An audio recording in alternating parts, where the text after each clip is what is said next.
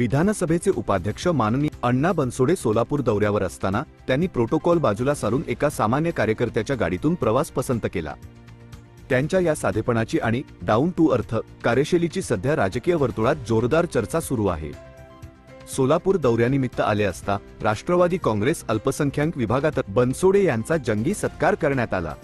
या सत्काराचा स्वीकार केल्यानंतर त्यांनी स्वतःच्या शासकीय ताफ्याऐवजी पक्षाचे सामान्य कार्यकर्ते फारुक मटके सर यांच्या खासगी गाडीत बसून सोलापूर शहराच्या दिशेने प्रवास केला।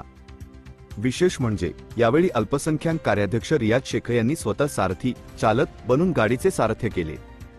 या प्रवासादरम्यान त्यांच्यासोबत अरफत सय्यद, अयाज नदाफ, सलीम नदाफ, याकूब एम.आर. खान यांसह अन्य पदाधिकारी उपस्थित होते।